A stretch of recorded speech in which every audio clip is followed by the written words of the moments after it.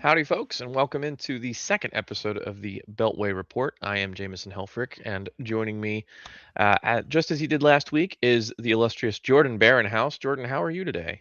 I can't believe they keep letting me back.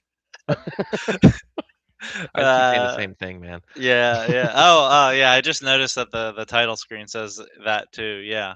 Yep. We're here again. I really showed my knowledge of Legacy at the BCQ. Not this past weekend, but at the one at Level Up, I did a solid 2 and 4. A Okay. really strong showing and really cemented my place as having the knowledge and expertise to comment on the legacy metagame. Yeah, absolutely. I mean, hey, you got to lose first. Sucking at something is the first step on the way to becoming kind of good at something. Yeah, exactly. Combined with the worst ring draws I've ever seen in my life. Hey, happens to the Some best of You us, ever draw and also six you. cards and not find a land? Oh yeah. Oh, dude, are you Oh, kidding? Of course, all the time. Been playing Magic for 30 anyway, years. enough. I absolutely have done that. You know who doesn't have bad beats?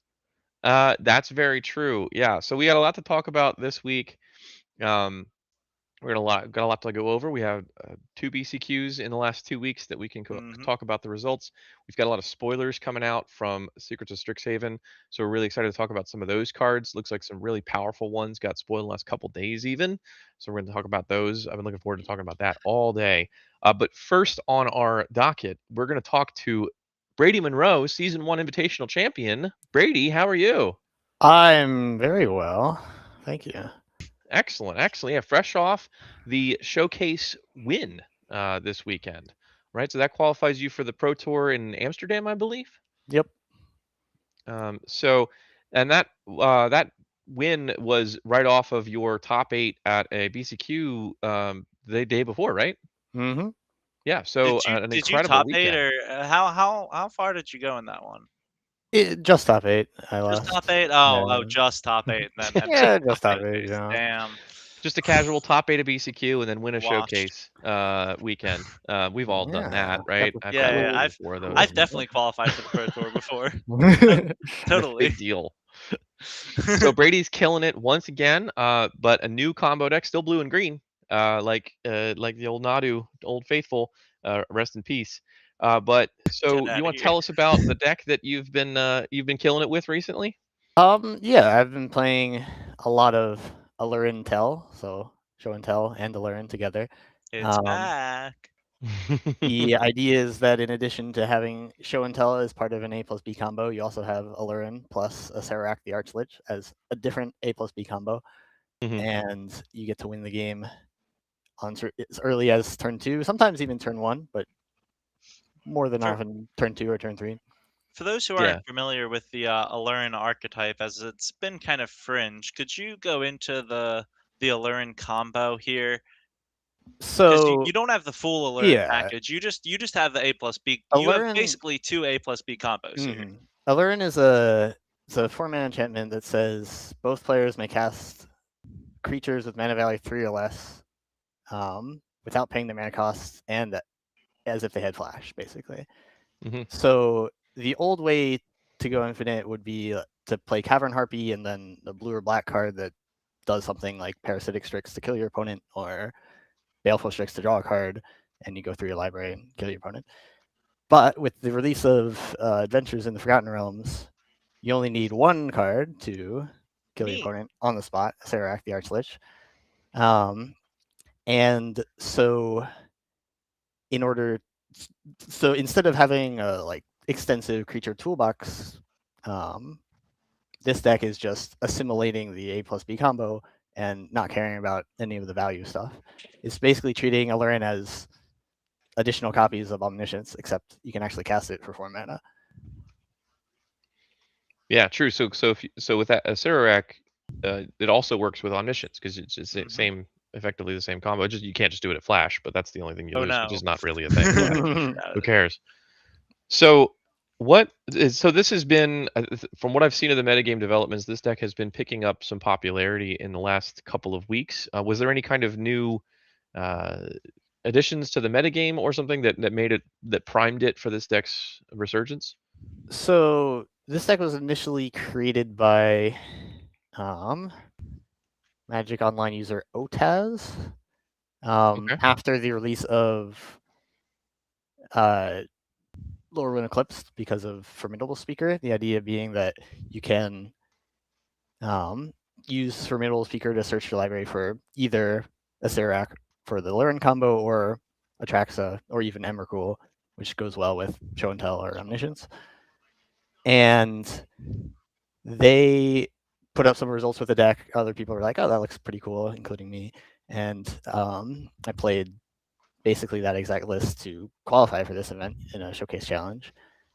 And then there were some other lists that were trimming or even cutting Formidable Speaker, and I tried those out, and it felt a lot better. It was somewhat unclear why, but the main difference between casting Formidable Speaker to win the game and casting a Serac to win the game is that you don't have to discard a card, and that comes up a lot more often than you might expect. And So so is it kind of seems like Formidable Speaker, like if you, so it probably was like what, one copy of a Serac, and then Formidable Speaker would go find that one Right, copy. yeah, and And so it's better to usually just that's enough. have the Serac because like Formidable Speaker's not really getting much else. Yeah, if you're one a Serac gets dealt with, which could be through Thoughtseize, or you have to surveil it early, or a Hmm. Source of Power Shares, Fatal Push, Consign, then it becomes a lot harder to win the game. That list was also playing Emrakul, so your plan B was often Omniscience Emrakul, which is a solid plan B.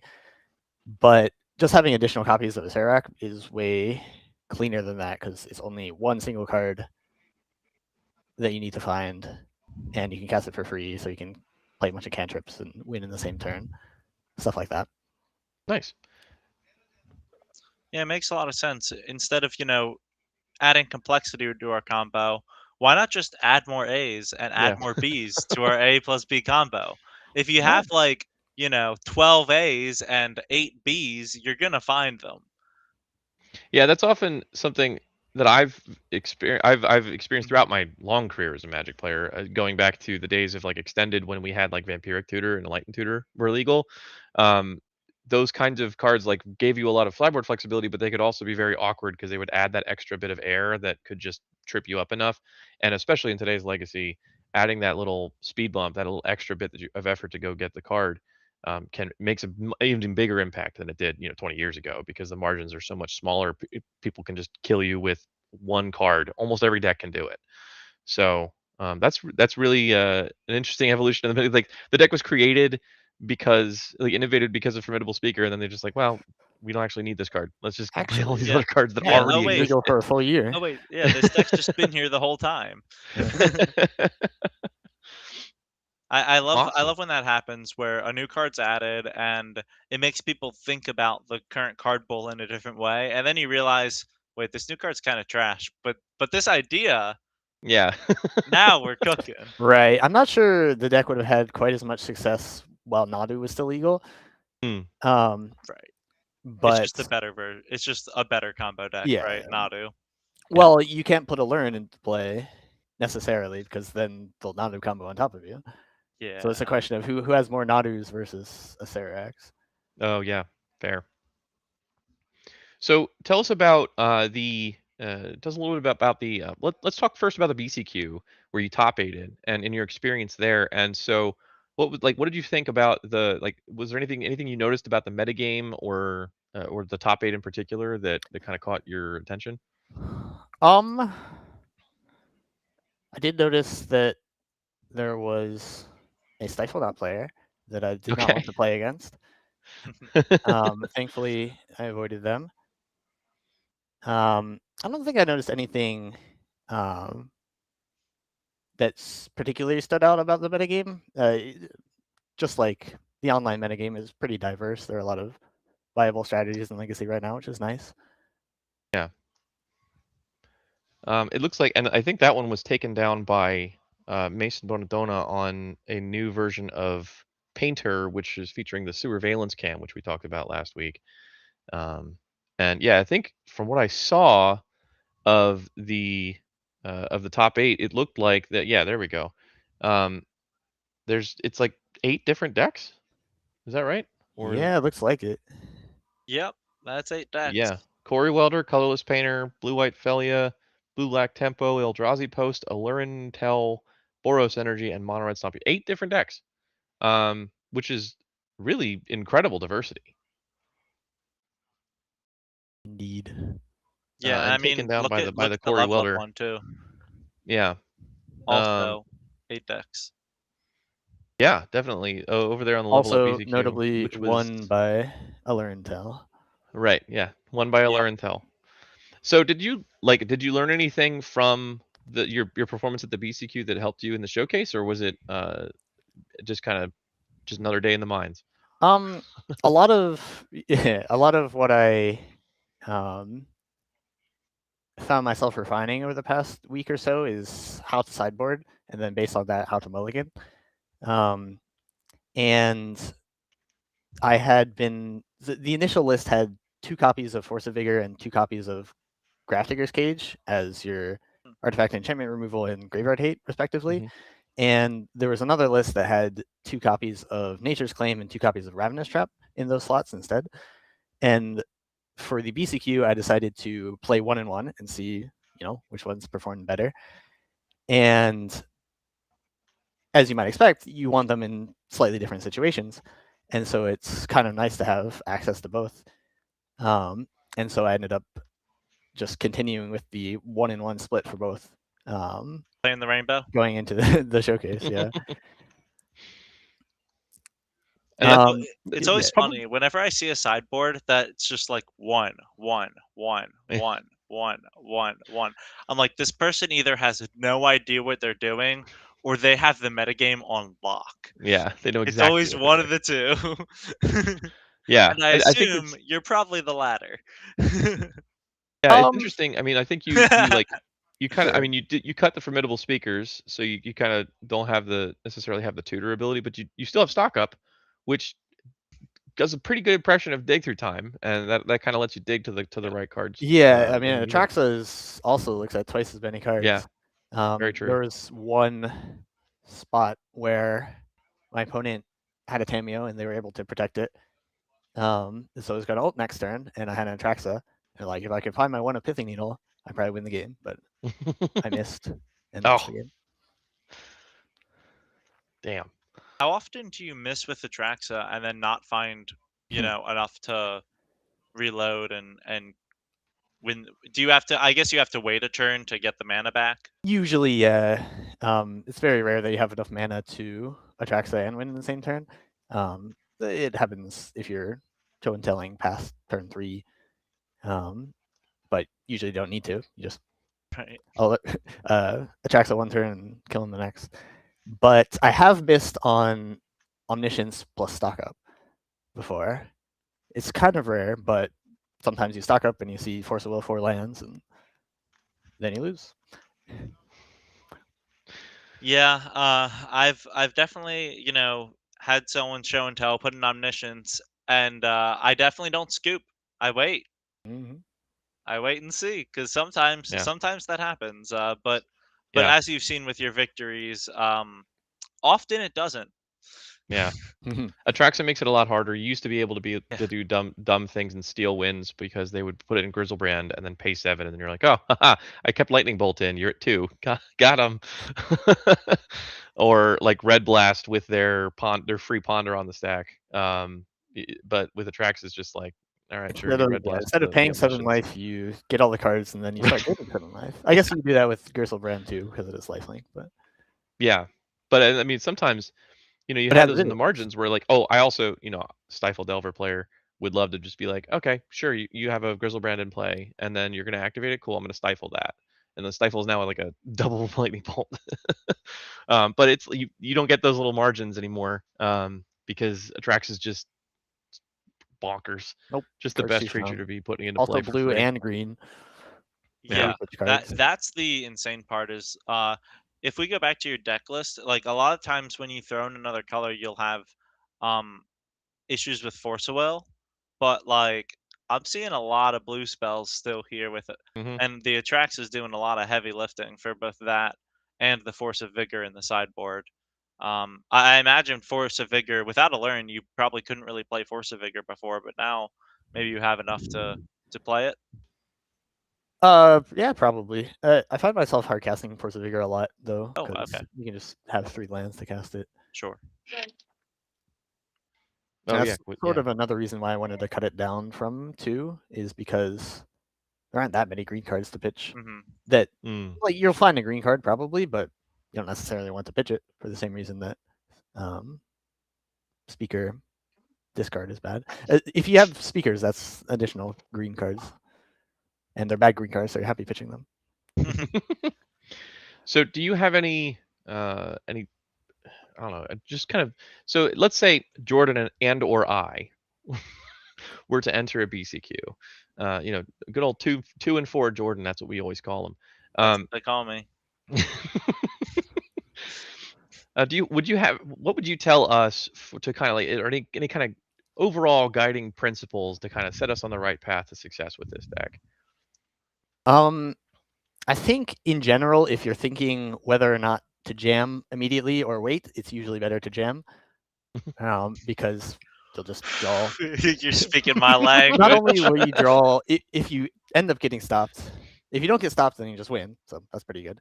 And the formats, the cards are becoming more and more powerful. So like giving your opponent more turns is more potential things that can go wrong.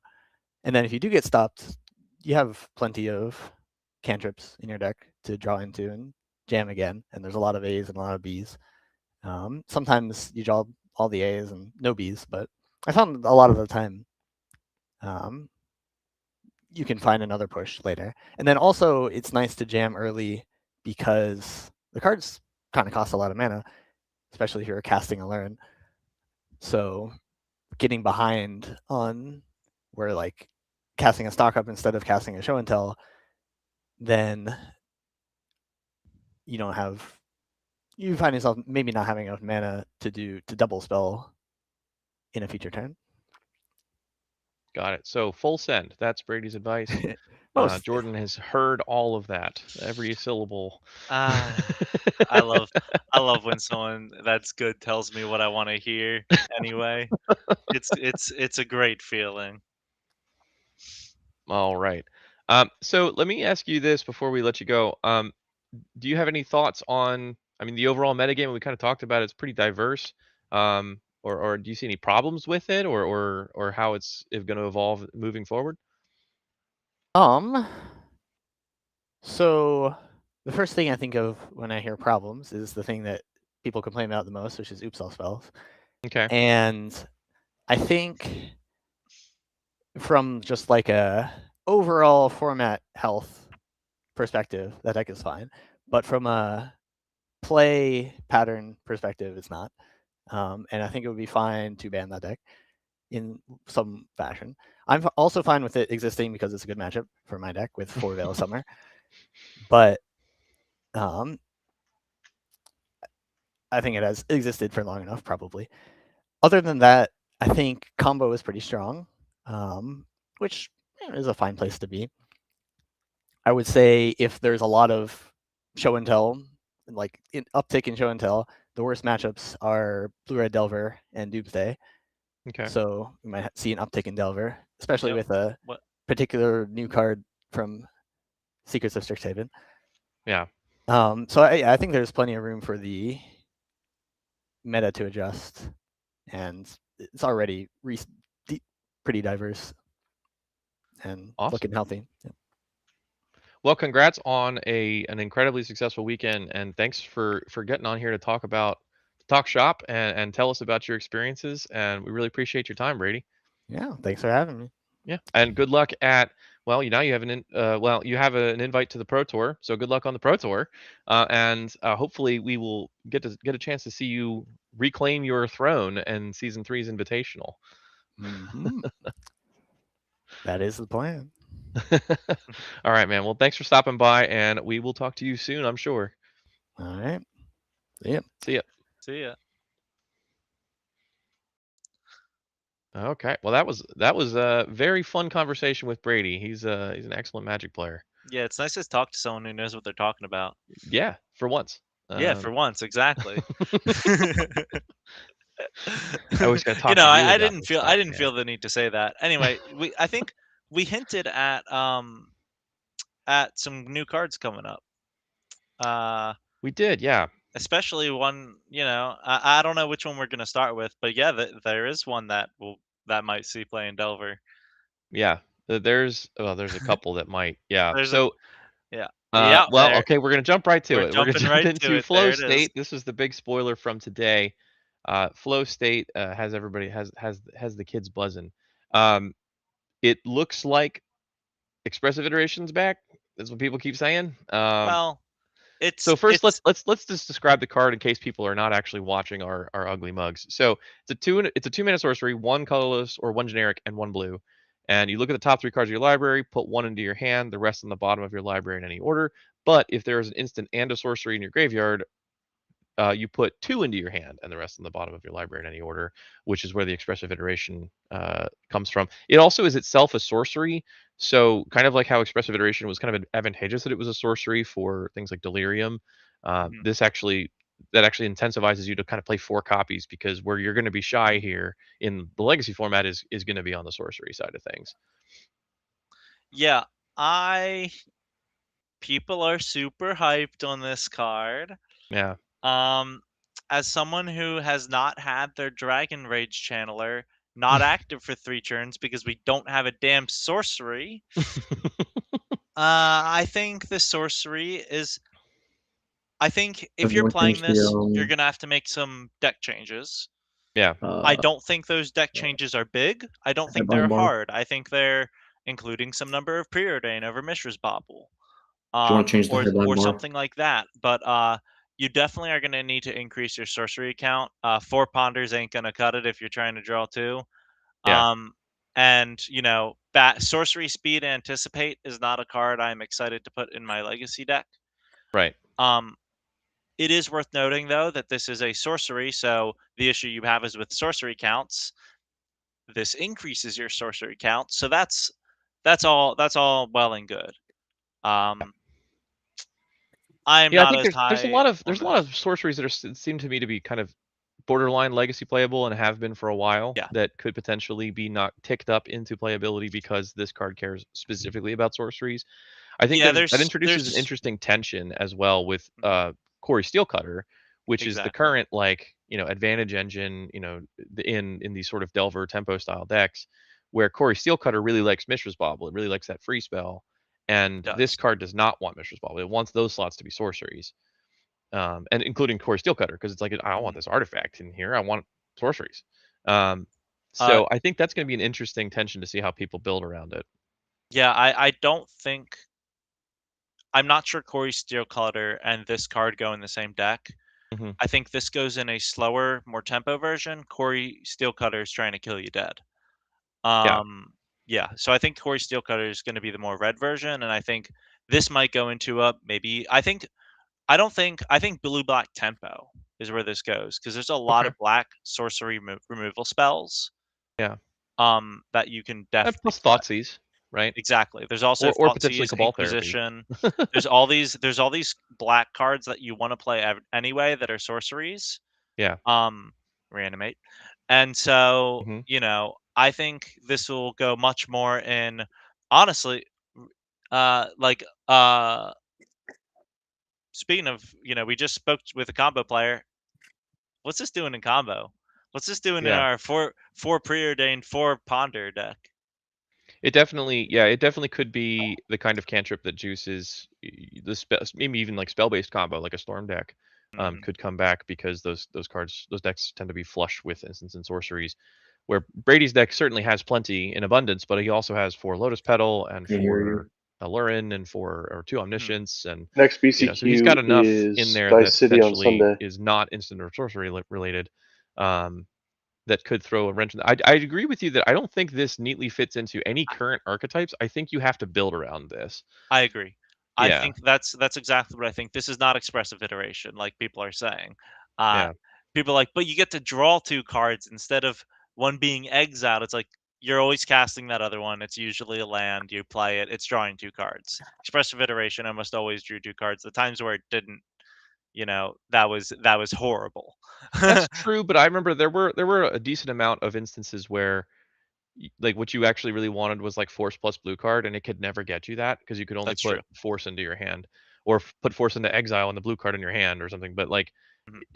it can set up I mean, force that does plus it. blue card. Yeah, But I think for that reason, this is a card that does cater more towards the like mid-rangey, more exactly. controlling builds, perhaps. I've seen people mentioning that like control decks are already playing things like prismatic ending is a great sorcery that you can play.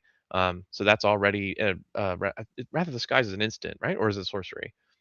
Um, I don't know, but Uh, there's plenty of the point is there's plenty of sorceries you can play in like these in the like the blue control decks. That there you go, sorcery. So there's a decent amount of sorceries that some of these control decks are already playing that could very much benefit from this card. It could just slide it right into whatever slot they have. I've seen people playing like Brain Surge in these kind of decks. So this seems like a decent upgrade over Brain Surge, but maybe not. I don't know. They know a lot yeah, more about playing those decks than I do. yeah. I don't see this having a place in Delver like a lot of people are suggesting with Expressive Iteration. Interesting. I think we're seeing it more in the mid range and the control builds. Yeah.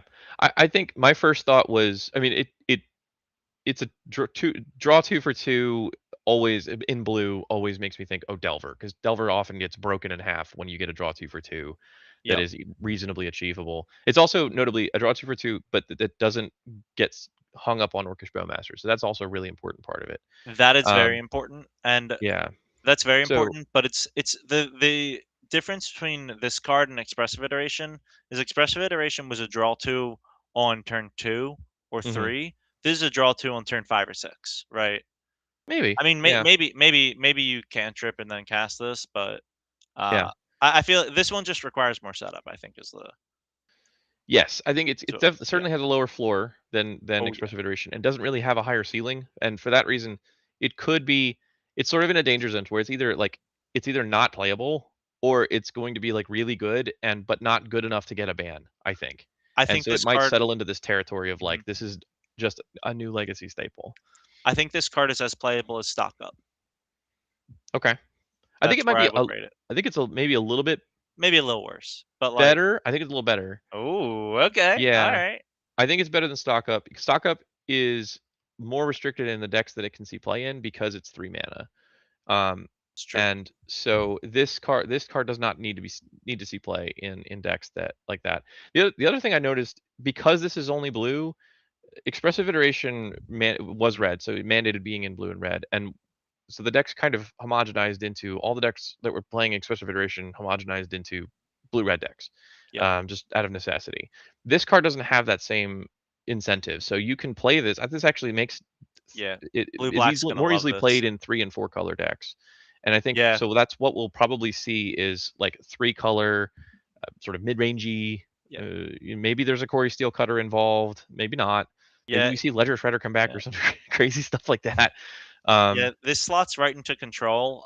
Control's mhm. not very strong right now, so maybe this gives it the shot in the arm it needs. We'll see. Yeah, I'm very interested to see how this card, gets applied in Legacy and whether it'll stick around. Um, Yeah.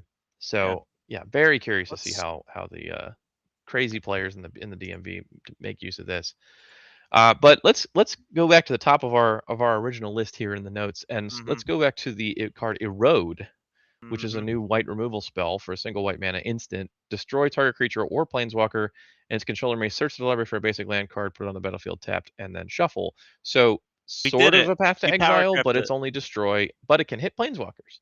Yeah. It's weird. It's destroy. So like, Hmm. okay. When I first read this card, I was like, this card is very good.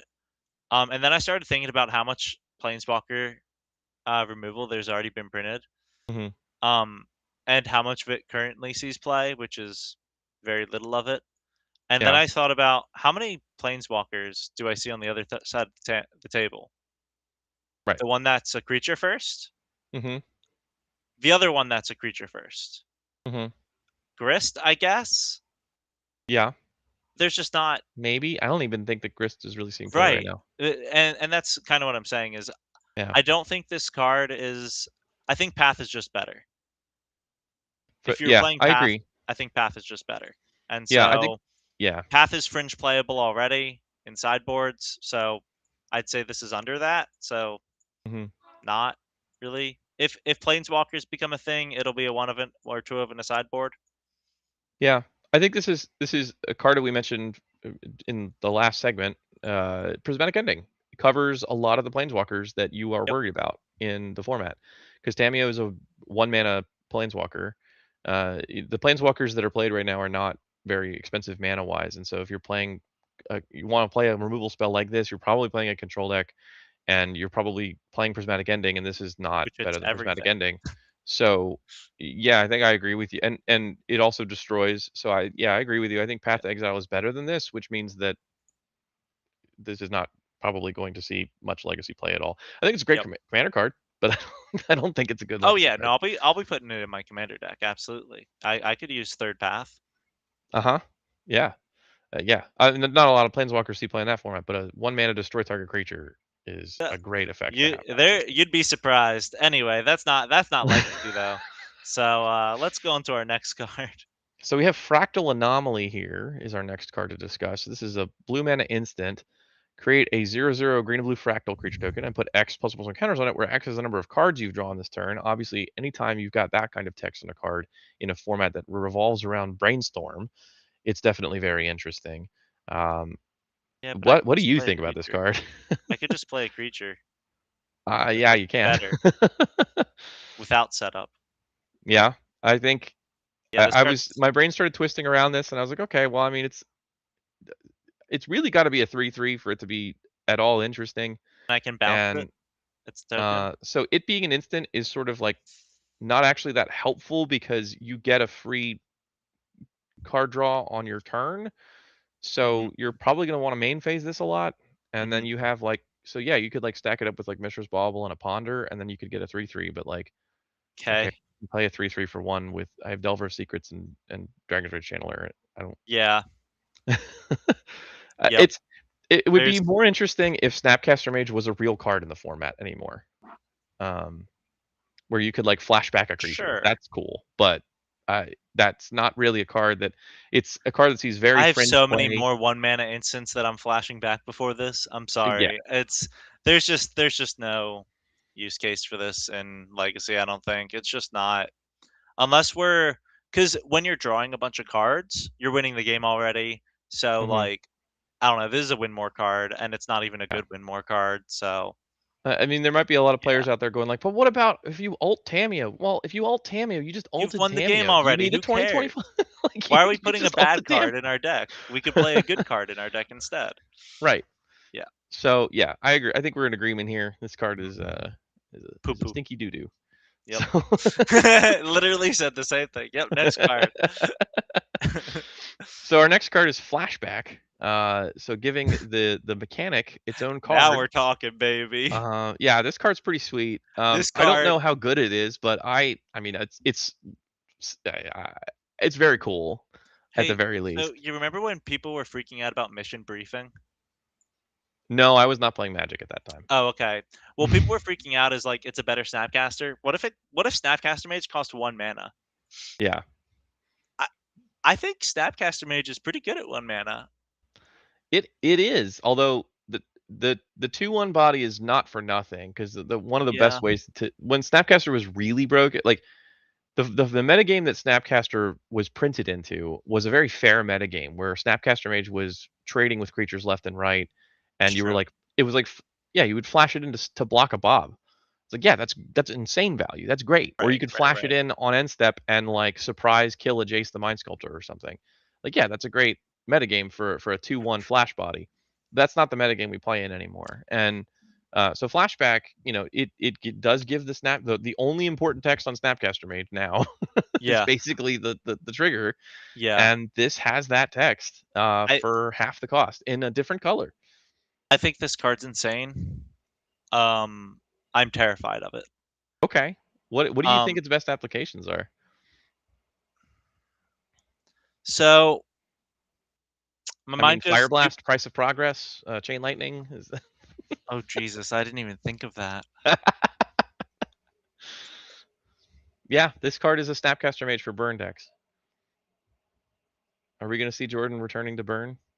Are we gonna see a roll back? How many decks can survive Price of Progress, Flashback, Price of Progress? Not many, man.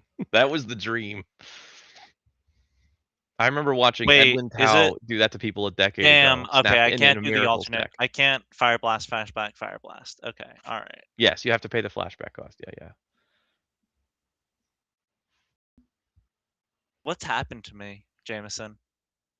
I Why mean, did it someone is else really good have with to Price of make me Progress. think of burn? What's happened to me?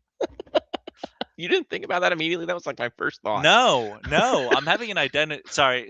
I'm having an identity crisis live on stream right now. Um, the places I went to were Reanimator actually. Okay. I want to reanimate, flashback, reanimate, and if they got 2 creatures in their bin, I won the game. I don't even Oh, need okay. anything, Yeah. right? Yeah, I think this card's insane because it just lets you flashback. It's a 1 mana regrowth for your best instant or sorcery. Yeah, and again, it's in a different color than Snapcaster Mage, which makes it very interesting because now you don't have to play blue for this effect. Yeah, And I'm brewing immediately once we're done here. So oh god, okay, I can't wait to see what you brew up, man. But it's a really really cool card. I mean, I think it's super you cool. know it can just it can just flashback cantrips. It does everything that Snapcaster Mage does. So That I think I think this card should be tried in Blue Red Delver as well. Because sometimes you need a cantrip, sometimes you need a bolt. Like mhm, sometimes you just need that bolt again, right? If you just have that bolt again, you win the game. With Delver so many times. yeah. And the Well, only it's problem is also like this sucks in your opener. So like yeah. I don't I'm not sure this is a 4 of. This is probably and I'm also thinking of combo. Mhm, I think combo like Storm, for example. This has Storm written all over it. yeah. I don't know what I don't know what the Epic Storm does with this, but I'm sure it's not good for the non-Storm Yeah, I mean, players. even just buy like I think are they still playing Galvanic Relay? Even just rebuying that and casting it again in the same turn I mean, is a I lot can of just juice. rebuy a ritual, right? And that's probably Right. enough. Yeah. I mean, it can do That's all 2 kinds more of storm count. yeah. That's I think probably enough. there's also, I mean, it's immediately it's a great fit in anything that's playing Corey Steelcutter because if you cast this and then the card that it gives flashback, that's a monk. Um, and I think yeah, I think it's like a one of. It also it lets you access the cards that you surveil with Dragon's Rage Channeler. So Yes. it kind of continues to make that a it continues to break the symmetry on Dragon's Rage Channeler, which is already a broken magic card. Yeah, Um, yeah. so notably, this does not let you go around timing restrictions, right? I can't cast a sorcery Yeah. at instant speed with flashback, right? Hmm. So that's so some people are gonna read this card and think that. So I wanted to be clear that this does not do that. Yeah. You do have to still obey timing restrictions. Um, Sorry, I can't stop thinking of Price of Progress, Flashback, Price of Progress. Um, All right. I can't wait to see what you do, man. You're gonna have Dragon's Rage Channeler in a burn deck, and Redirect you're Lightning. yeah. We're Corey Steelcutter. We're Mono Red Delver now. Mono Red Delver. Oh, that's sick. Yeah. Yeah. We'll be brewing. We'll be All brewing. right. Okay. So yes, that's enough of flashback. This card's busted. It will see play. Yeah. We're I'm excited. almost there's very few cards I see nowadays that I'm like this will see. Well, actually, that's not true. There's a lot of cards I see that I'm like this will see play. This one will definitely see play though. Yeah. Yeah. When I saw Redirect Lightning, I'm like that card's seeing play. This card's Yeah, seeing I think play. it's the same. It's basically the exact same category as Redirect Lightning, where it's Yeah, like this is this better. card's going to see play. It's going to see like 1 to 2 of in like most Legacy decks that want it, I but think it's they're going to be there forever. Yeah, I think we could even see numbers as 3 or 4 because maybe not 4 because this is really bad in like your opening hand, but like just getting back the now the problem is mana efficiency, right? We Hmm. just talked about how mana efficiency is an issue and how that 1 mana just to tutor can be bad, but I Yeah. don't know. There's a lot of cards in Legacy that if you cast them twice, You wanna know something that's really marginal and doesn't really matter, but is really super sick? hmm If you give a spell in your graveyard flashback and then cast it, it hmm triggers Murktide Regent. yes, it does because it Yes, leaves my the 8/8 is graveyard. now a 9/9. Great. It sure Uh, does. so we love flashback. We can't wait to see what it does. So Yeah, let's move on. yeah. Another red card, Noctamoon Lore Spinner from the commander cards. Some people have been talking about this. It costs 2 in a red, and it's borderline potentially powerful and playable. Therefore, we tag Dan McKelvey and we ask him if he's going to try it out, and he probably will. It's a 3/3 for 2 in a red. hmm So that's just that. And then at the beginning of your upkeep, if a player has one or fewer cards in hand, this creature becomes prepared, and the prepared spell is Wheel of Fortune. So 2 in a red sorcery. Yeah, Each player discards their hand and draws 7 cards. And so in the mono red deck, that is a deck that frequently finds itself with one or fewer cards in its hand it because sure of does. Chrome Mox, Ancient Tomb, and just dumps its hand onto the battlefield. So that's a deck immediately, hmm also a deck that is very capable of casting a 2 in a red spell. Oh yeah, Um, but I'm not sure about this card. I think it's very interesting. I think if you wheel in mono red, then you're getting a new full grip that you can immediately replay the whole grip. yeah, Um, so I'm not sure about this card though because it's a yeah. 2 in a red 3/3 that doesn't do anything interesting until the Nothing, turn after you resolve it. And a nothing. 3/3 body is like not terrible, but And you it's have to not put 3 more game mana changing. into it, and Right. then they get their wheeled cards first because it's a Yep. sorcery. Yeah. This card exists already. It's called Yeah. Magus of the Wheel. We don't Yeah. play it because it's bad. Yeah. Maze of the Um, Wheel. You get the wheel for sure. There's no restrictions on getting the wheel, but you do yeah. have to sacrifice the 3/3. So there is that. Oh no, But it's a 3/3. yeah, I mean, if Like Wheel of I don't Fortune was know. A going to three win you three the no game, abilities ain't a 3/3 no abilities ain't doing anything anymore. yeah, It's just not. This isn't 2006 anymore. yeah. I mean, that being said, I've seen Dan play crazier shit and Oh, get Dan away will with it. definitely play this, and he will top 8 with it. I dared him But that's once to. because I he's made a joke about how he should try Chaos Warp because it costs 2 in a red and it Mhm, does random shit, and he mhm. was like, actually, and then he like 5-0'd with a Chaos Warp mono red Of list. course. That's what I'm saying. It doesn't matter. It doesn't matter. So So you could see it in 5-0 lists, but you can 5-0 with a ham sandwich. So we'll see if it wins a yeah, BCQ, Dan then I'll does be it every impressed. week. Yeah, ham sandwich mono red. All right. Yep. So let's move on to the next one. We have Emeritus of Ideation, which Get this this is a shit out helpful of here. printing of this. Um, I mm, I hate when this they is do the this. serialized printing. Thank There you. we go. 3 blue blue 5/5 with flying and ward 2 enters prepared, and its prepared spell is fucking ancestral fucking recall. Yeah. Why And does then it whenever it attacks, you can exile 8 cards from your graveyard and prepare it again. So this is insane. It is. So, it is good if you want to pay 6 mana. Um, because I can't think of a world where you're playing this for 5 mana and passing the turn. Hmm. Um, there's no way you're not immediately cashing in on that. You only get to Hmm. do it once, right? Unless you exile 8 cards. I guess that's not Which that's too very achievable. Yeah. that's achievable. This is a finisher in control. Yeah. That's it. I, It which could is also like, be Jace the Mind Sculptor can be your finisher in control. So exactly. I think it's people like, whoa, it's so cheap for only 5 mana. You can then recall. It's like, but and you get a 5/5 flying ward. yeah. Sure, 5 mana is a lot of mana in Legacy. I mean, it's fun to stack this up against Arcanus the Omnipotent and see Right, how far Magic has come in the last right. 23 years. But Arcanus hasn't been playable in control decks for 15 of those, at least Yeah. 15 of those years, maybe 20 of them. So, Look, if I'm you not know, playing Jace, I'm not playing this. yeah. Um, this card is immediately like it's got ancestral recalls text printed on it. So immediately you have to go like, is this playable? And War 2 is not bad. Evasion, flying, fly 5, that's great. But there's a card called Murktide Regent that costs 2 mana and is an 8/8 flying Yep. that just is just gonna Yep. kind of fucking sun this thing into the ground.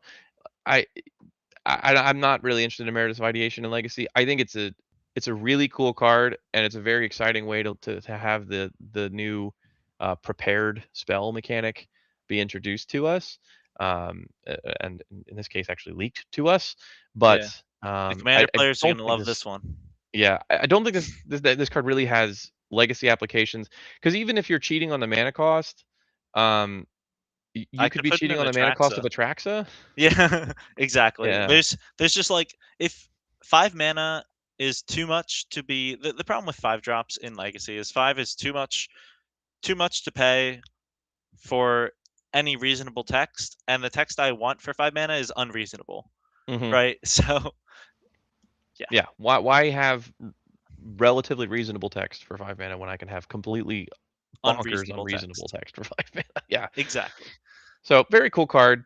Very. It's going to be an insane bomb to open in limited probably. But yeah, Yeah. not gonna. Yeah.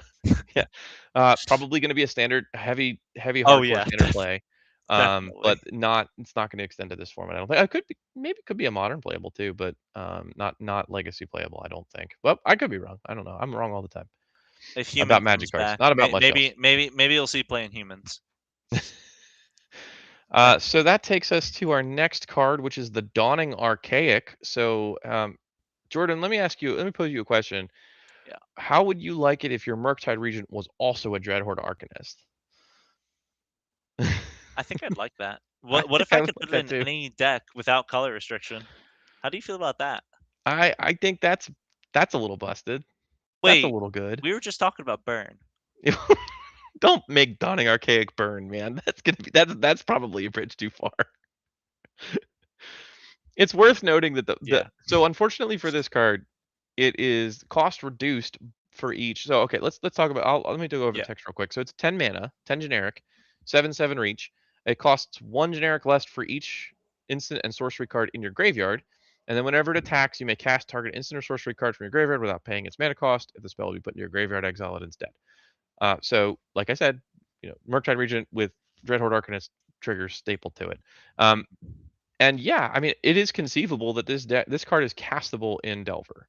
Like in a Delver deck with Dragon's Rage Channeler, you get Murktide Regents into play all the time that Hmm. are like 8/8s, and there's still instants and sorceries in your graveyard.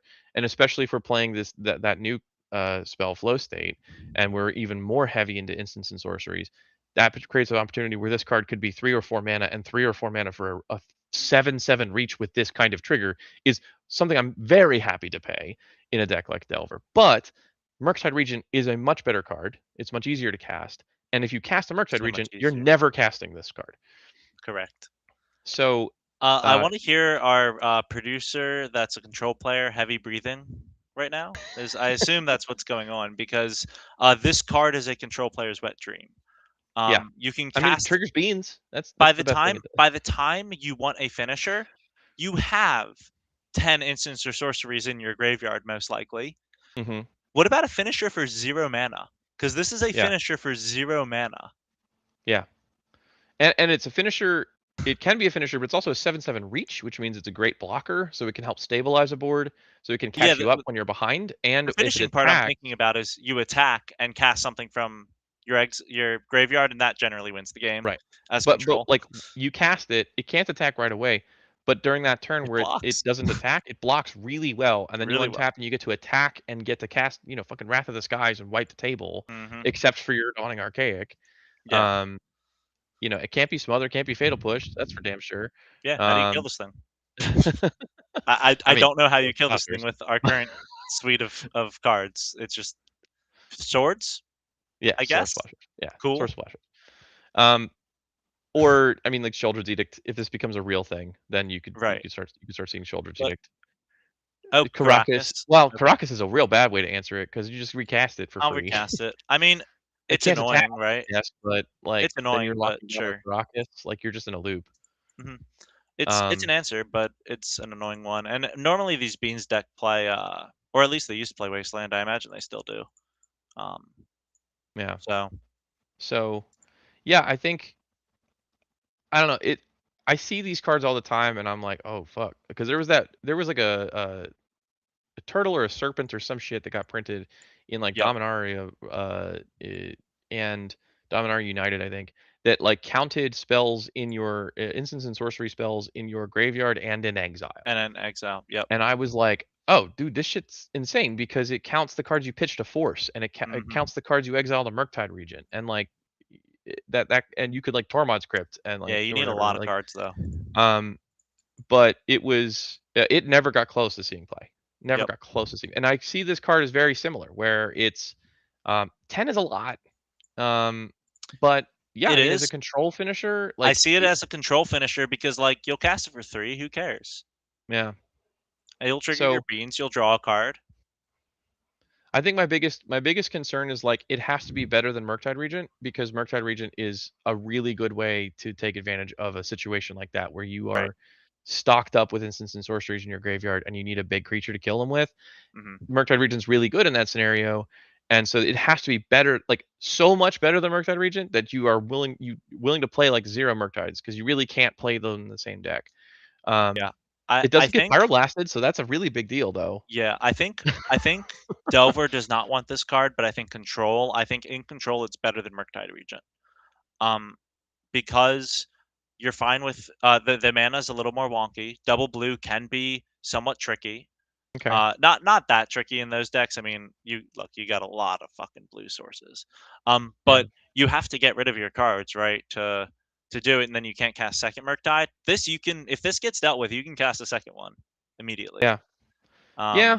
I mean, although of course with the downside, with the strength of not being pyroblastable comes the downside of not being force pitchable, and Yep. generally force pitchable outweighs That's red true. blastability.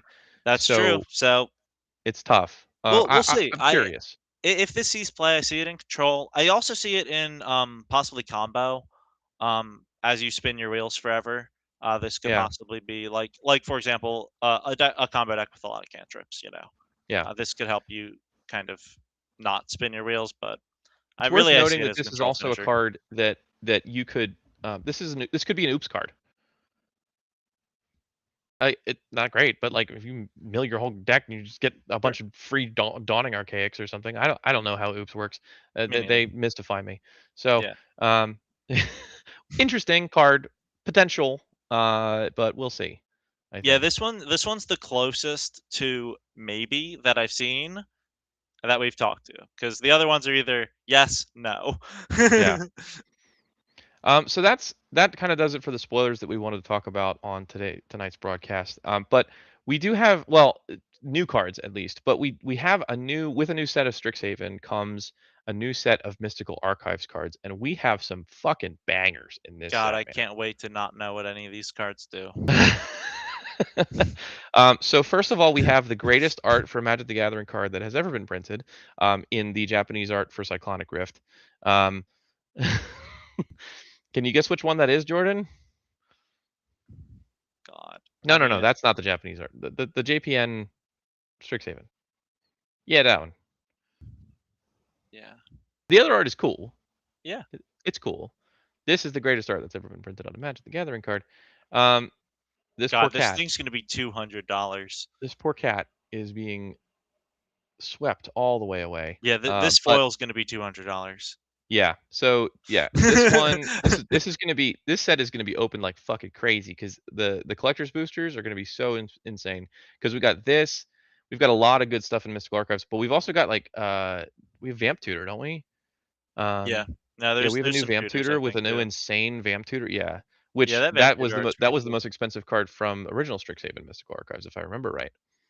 Not Vamp Tutor. It was Imp Seal. It was Demonic Tutor, Or but Demonic Tutor. that's the one I was It thinking was of. not Vamp Tutor. They wouldn't do the same one 2 in a row. I don't think Right, but any of the these art cards. evokes. I think it's the same artist that did the Demonic Tutor, the JPN Demonic Tutor from the original Strixhaven. That is the most valuable card in the set, and this is they're just like, you know what? If it ain't broke, Yeah, why we'll do it fix again. it? Here's some more insane art What's for that card with the Vampiric snake? Tutor. I also What is really like what is that the card English with art the for that snake? too. Is that That Earthquake? is Subterranean Tremors. But also that artwork is me after eating some of Rory Reitmeyer's hot wings. Yeah, I've never even touched them. It's a salamander, I think. It's not a snake, but just point of order. Oh, and that lizard creature? Sure, Yeah. salamander, whatever. So We also have Stock Up, which that's some pretty. I mean, even the English art is The awesome. smallpox is insane. Um, That's the art I like the most.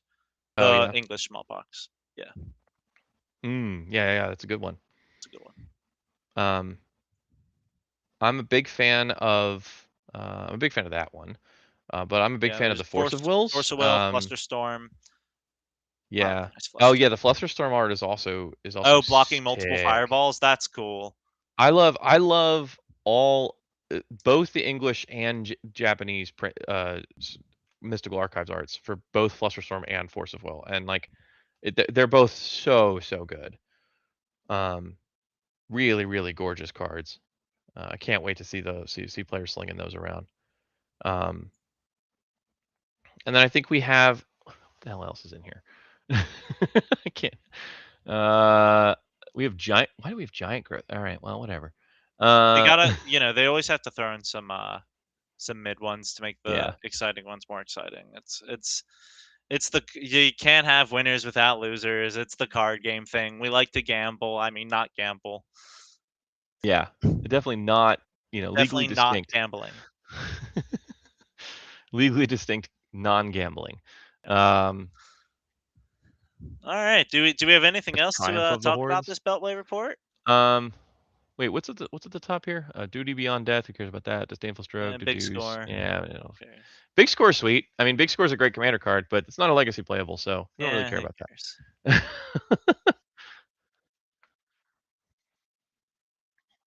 All right. All right. Upcoming. So we're going to talk about some of the upcoming BCQs that we have going on. So if you have not yet had a chance to get out to a BCQ, we highly encourage that you take advantage of the opportunity to do so.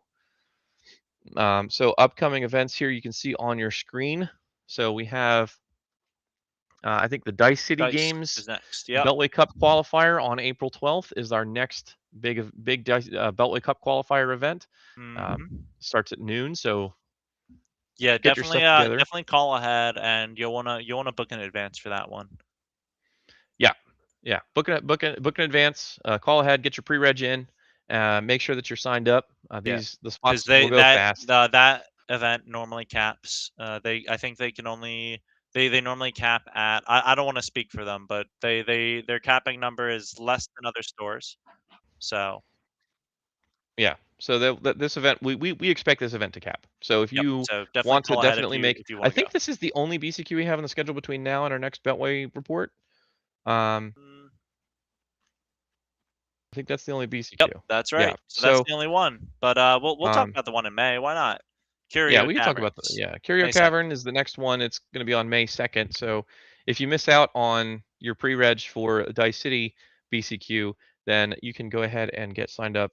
Maybe call them ahead. Maybe they'll open up pre-reg for you at the Curio Cavern BCQ. That's the next one we have on the schedule. Yeah, get prepped for that. In the meantime, you can get your warm-ups in the Legacy Showcase because, as evidenced this weekend, it's easier to win a Legacy Showcase than it is to win a BCQ.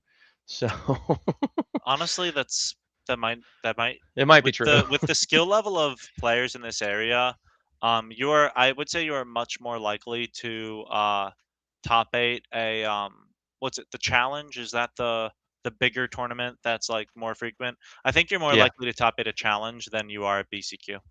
yeah, I think that's for sure. Yeah, I think it's definitely true.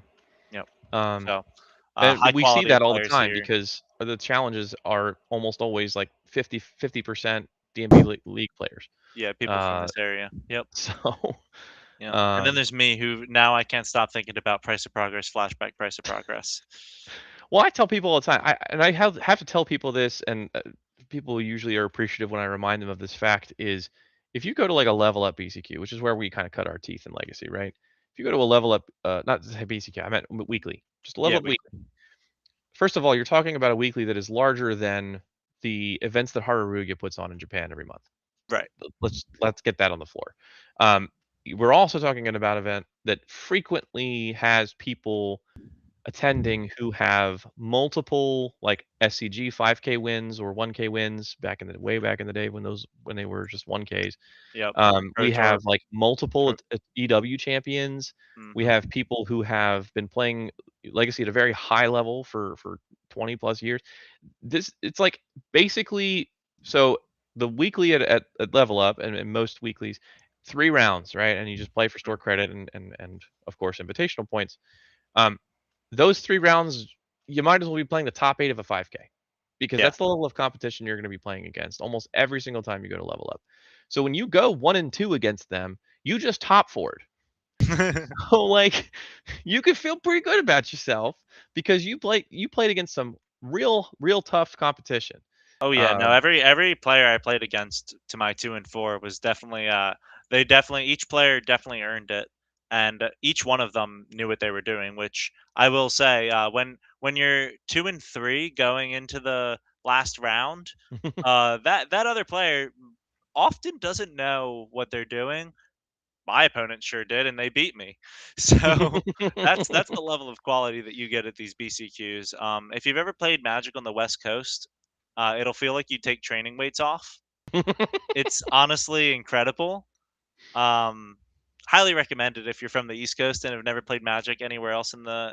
If you're from the DMV and have never played Legacy anywhere else in America, highly recommend. You will yeah, feel we great had about some yourself. folks. I think a couple years ago we had some folks go to EW Europe, and we had a pretty high hit rate Yeah. for like day two, and at least at the very least like really good winning records after day one. Um, and so yeah, it's not we're not exaggerating when we say this is the best place to play Legacy in the world. I I always agree. say that. I continue to maintain it. It's the best place to play Legacy in the world. That's not to say that there aren't really excellent players in other places. Oh yeah, Obviously, New we York had and Seattle are pretty stacked as right, we well. had a stream last season. Roland Chang came in and New York. smacked people up right in front of me while I was talking all this smack about it. Mhm. So yeah, I mean, but Roland's also insane, right? He's an insane player. He top eights, EW with high frequency. Mhm. And there's awesome players. I mean, the last Invitational, my commentary partner, Brian Koval, also He's a alright. spectacular legacy player. So like, and he's not local to the DMV. He's No? relatively local. He's like Pittsburgh, I think ish area. But so that's not. I mean, not to say that the only good players in the world are here, but in terms of like concentration of wealth, of legacy talent, it's here, baby. It's here, Mhm. and it's the strongest thing to because level up weeklies, like I said, 2 dozen players like every single week. Carrier Cavern, it's like gets the same amount. You also have Dice City. You also have Paradise. You have weeklies all over the place here, and then you have like in major cities around this planet, you have people. You have like monthly legacy Yep. tournaments that gather the same amount of people, and you can get 5 or 6 weeklies in this freaking region And and not that have only the are the same players amount. good, they're really innovative too. Yeah. Like, I remember the initiative deck, that came up, at a weekly in this area before it came up on anywhere else. Yep. So, yeah, there's innovations coming up all the time. Yeah, I have some innovations to do on my own.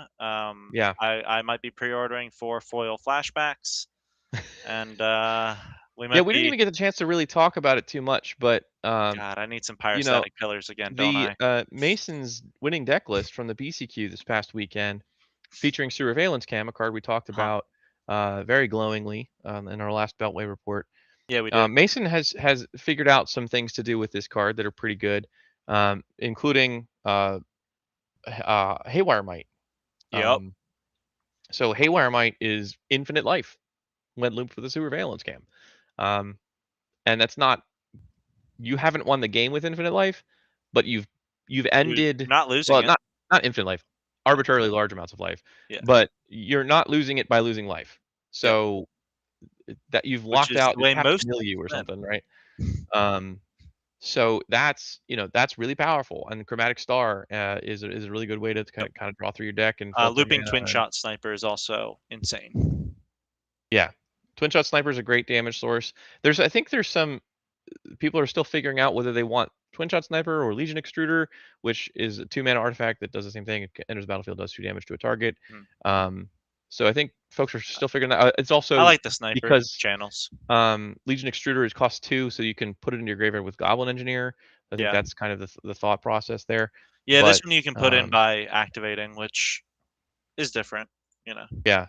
So we're probably will continue to see some evolution of this archetype, although it seems to kind of be coalescing into this kind of category of like Emery as welders 5 through 8, and You'll then notice just no painters, yep, no by the painters. way. We don't Yeah. need painter. We don't even need grindstone. Nope. We Even though are we we are could play blue it. red. We are blue red artifacts is what this Yeah, deck is, just and sewer valence cam has yeah. just obsoleted the entire like painter A plus B, and now we're Well, just yeah, you have doing one card dumb that does shit it with all. surveillance cam, So right? So, you may tap or interestingly, untap. Up we to also have a you. skateboard in here. So surveillance cam juggling skateboard in and out of your Uh-huh. graveyard. You can tap Yeah, down all exactly. your opponent's permanents like every turn. Yep. We can play the prison game. Yeah, this deck does a lot of different powerful things once you get surveillance cam, active with either Emery or Goblin Welder. Yeah, you have to stop this Um, thing before it gets online. yeah. So we got Tezzeret in here to tutor up the cameras. So yeah, this deck is starting to take off, and I still think it's unfinished. So I still think there's Oh room yeah. to innovate here and really explore all the insane things that this new card, the Surveillance Cam, can do in the metagame. So Yeah, I look forward to hearing I about think that. we're still a while out Yeah, from there's this definitely a this lot of work being put deck's into this archetype down here. finality. Yeah. Yeah. All right, so I think that's going to do it for this Beltway report. Yeah. We covered just about everything we wanted to cover. So we look forward to seeing y'all out there at the Dice City BCQ on April 12th. So again, make sure you pre-reg because they are going to cap, Yeah. and so get in as early as you can. Sign up now tonight if you can, and keep an eye on the deck lists as we post them on dmvlegacyleague.com. And what's that, producers? Oh, okay. So we want to talk about a little bit more about our partners here before we do the full sign off. So we want to give a huge shout out to our gold stores. So that's Curio Cavern, Dice City Games, Game Haven, Level Up Games, and Paradise Games and Gifts. They are our gold tier stores for this season. Really appreciate their support. And those are some of the best places to play Legacy even in the DMV Legacy League, which is full of awesome stores. We also really want to give a great amount of thanks to Hashtag Gaming Arena and Labyrinth, who are our bronze tier stores. So they are also hosting weeklies. Well, Hashtag is Labyrinth will be hosting some other tournaments throughout the season, so keep an eye out for that inside the district. Hashtag, yeah, keep an eye out there at Hashtag. Go get out there and grind. They're still growing their Legacy Weekly scene, so go out there and support them. Really awesome gaming store, relatively new one out here in Northern Virginia. But big shout out to all these gold stores, and of course these are institutions. I really don't need to introduce them. You probably know them very well. You're already. But Curio Cavern been around for a million years. Dice City Games been around for a million years. Level Up been around for a long time, although it's been through a lot of different names in that time. 5 names. Yeah. Four names. 4 names. Yeah. Yeah. Yep. And Game Haven and Paradise, some of our strongest supporters. Paradise has been around for a super long time as well. And we that was the site of our most recent BCQ. Fairfax is a great city. Highly recommend coming and checking it out next time you get a chance. If you're down here for Paradise Weekly, come check it out. But yeah, thank you so much to our gold stores and our bronze stores, all of our store partners. We value you guys so much and couldn't do it without you. So shout out to you guys.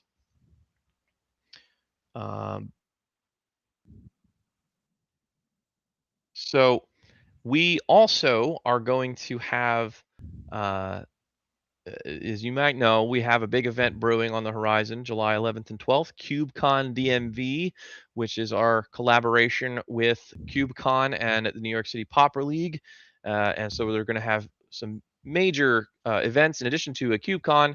We're also going to have a main event, DMV Legacy League, that is going to be the site of the Classic this year. We split it off from the Invitational, so that's going to be our the whole weekend is going to be for charity, but our event for charity is going to be our Classic event. It's going to be 5K prizing, I believe, again, and you can see all the prizing details on the website, and I believe you can pre-reg for that, right, producers?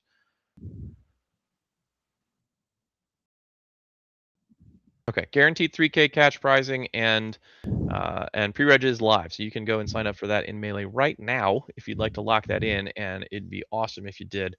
We want to make sure that we know you guys are coming, and we can get prepped for you and know exactly how many of you are intending to come out and support a great cause this year. So, but in addition to everything we've already announced for KubeCon DMB, we have a lot more yet to announce. So stay tuned. A little bit of a teaser. We're going to have an announcement to make about KubeCon tomorrow. I believe it's going to be dropping. So keep an eye on our socials and keep I an eye out don't for know that what this is, news so update. I am interested. Yeah. So yeah, keep a close eye on those socials and check out our very exciting announcement about QCon DMV coming up in July. But that is all that we have for y'all tonight. We are going to sign off here, and we will see you back here in 2 weeks for the 2 third episode weeks. of the Beltway Report. Again, Dice City BCQ. We'll see you there. And until then, peace out. Bye.